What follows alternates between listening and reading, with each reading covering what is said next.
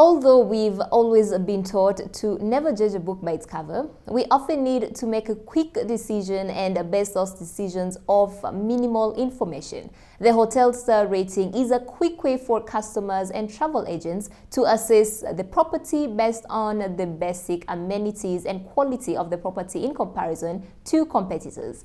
In this episode of Doing Business in Rwanda, we look at just that. Recently, the Rwanda Development Board graded 31 more hospitality and tourism establishments, bringing the number to 177 since the practice began in 2017.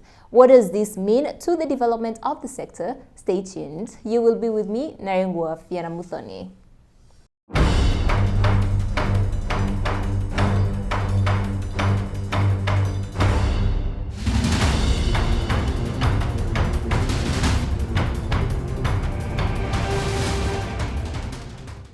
The tourism sector is undoubtedly a backbone to Rwanda's economy. Claire Akamanzi, the CEO of the Rwanda Development Board, shares the growth that the sector has had in the past years.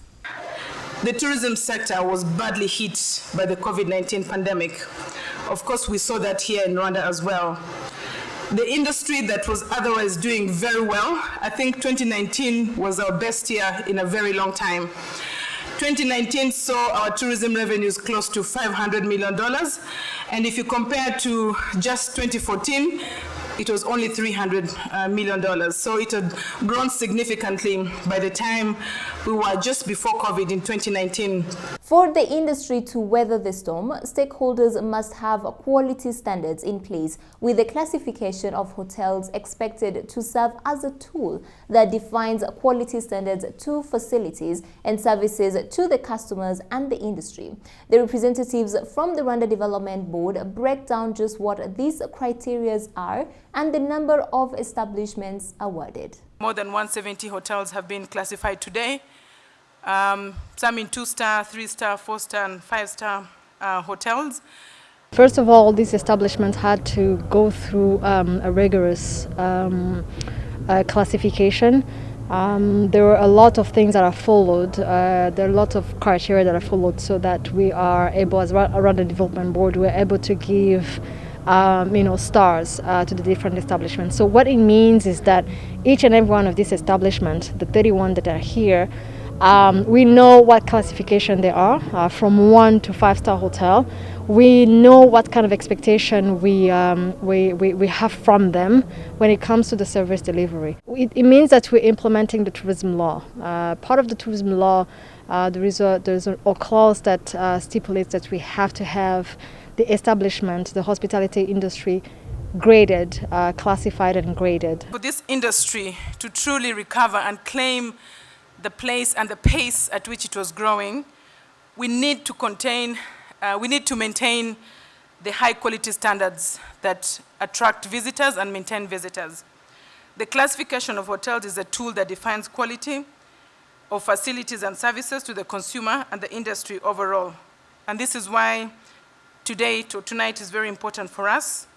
We'll continue to use it as that tool to raise the quality of services that we offer tourists and to also guarantee a minimum level of services when tourists come to the country or when we travel around the country. I think what they were touching on tonight was developing unique experiences, really personal approach to customer service, so really getting to know your client and what they're looking for, keeping close to them the whole time, just paying attention as you would a family member or friend, providing that warm hospitality that everybody can provide, but really practicing that every day.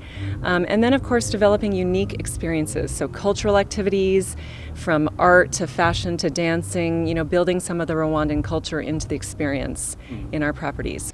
3 hospitality establishments in the country have been conferred with a 5-star rating, bringing the total number of such outlets with this status in the country to 8. The Retreat, a 20-room luxury boutique hotel in Kigali, was one of the 3 establishments awarded a 5-star. The founder, Alisa Ruksin, shares her story and her excitement. This is a fantastic night for us. I think that this is just testament that the hard work that we put in with service, with unique experiences, it's being recognized, and we just look forward to continuing to grow and employ more people and do more training in hospitality and welcome the tourists back to Rwanda. I think it's all going to start to come back now. You know, I came to Rwanda on my honeymoon in 2006. I kind of followed my husband here to work in health, not in hospitality. And so this all really kind of came as a surprise. We moved here, and then I decided I did a lot of volunteer work with young people, and I realized people need jobs and training in a skill set more than anything, and I took a huge risk and started Heaven Restaurant back in 2008. So that was where I got my practice. Really, in the beginning, we didn't know what we were doing. We were learning how to teach hospitality skills in a practical way, and it all started on the floor of Heaven Restaurant, which is still a training facility today. So it took many years, I would say, to learn how do you teach, and not just customer service in the front, but also in the kitchen and hygiene and housekeeping and other departments in this business. So over the years, I think what Heaven and the retreat have become known for is a practical approach to training. We're not a school. We don't use books. We use a lot of hands-on techniques. 2 other establishments were awarded 4-star ratings, 7 were awarded a 3-star rating, 18 awarded 2-star status, while 1 was rated as a 1-star. In comparison to previous years, the latest awardees were largely made up of enterprises from outside Kigali and are based in districts across the country, especially Karongi, Rusizi, Rubavu, Kamonyi, among others.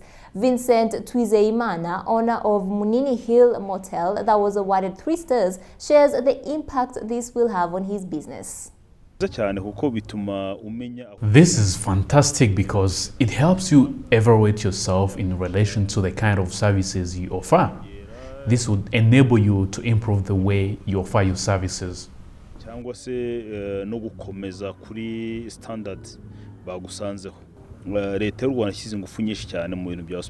The government has invested more in hospitality and tourism.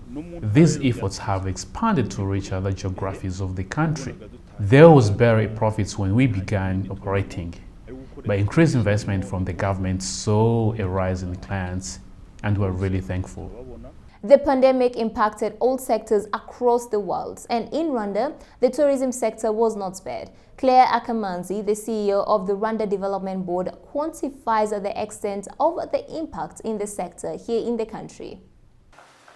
We saw cancellations that started in March 2019 by about 54%. In April, there was just no tourism.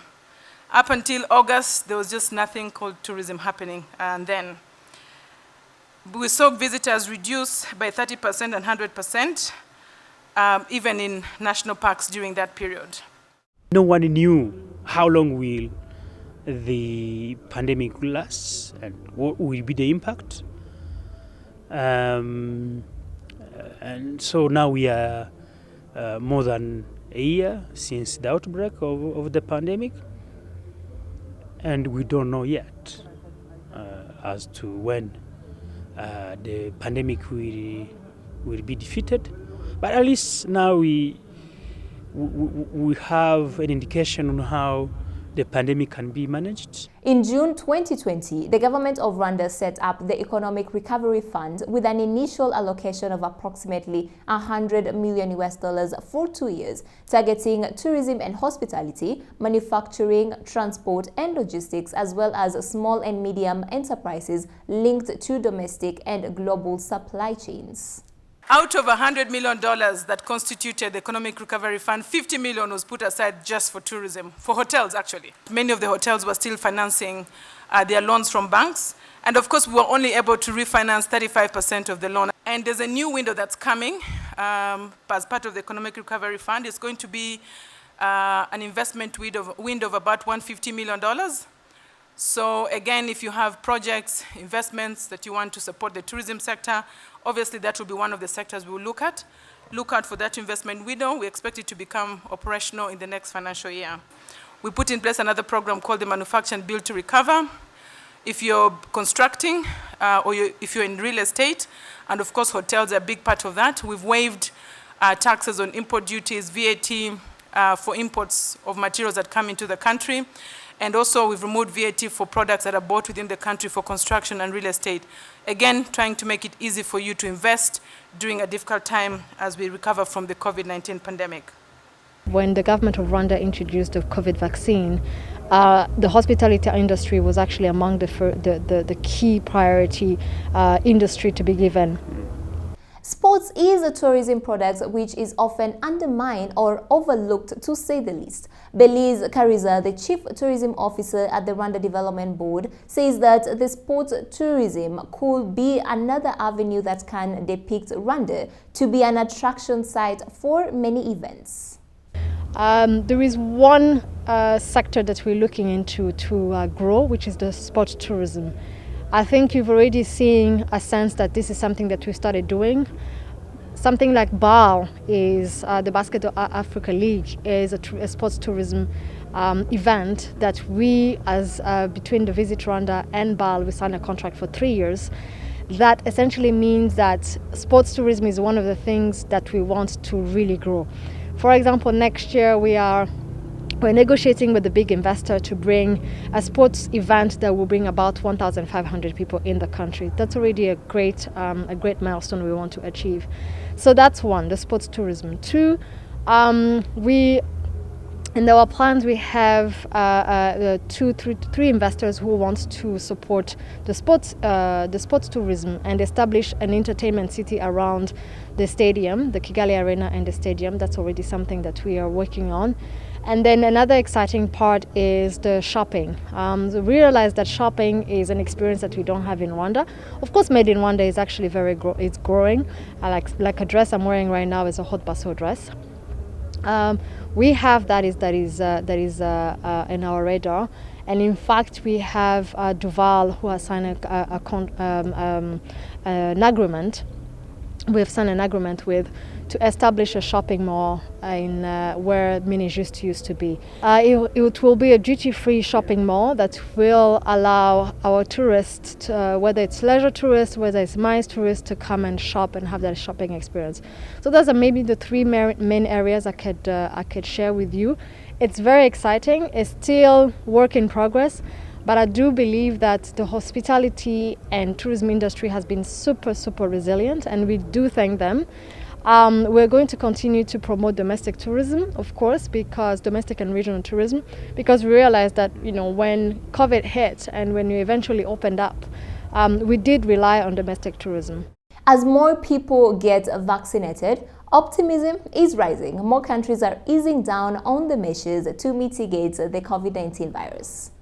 I really feel it. I think the government's focus on safety and COVID control has been amazing. Of course, we were hard hit, as everybody was. We lost a lot of our staff. We had to rebuild. We had to hire new people, start again from the beginning with training programs. But it's coming back organically. I feel it. And more of the world's vaccinated, and they're feeling safe to come back to Rwanda. And I think the demand is going to come back stronger than before. The demand is going to come back stronger than before. Now, thank you so much for watching this particular episode of Doing Business in Rwanda. You're with me, Narengwa Fiona Muthoni. It's bye for now.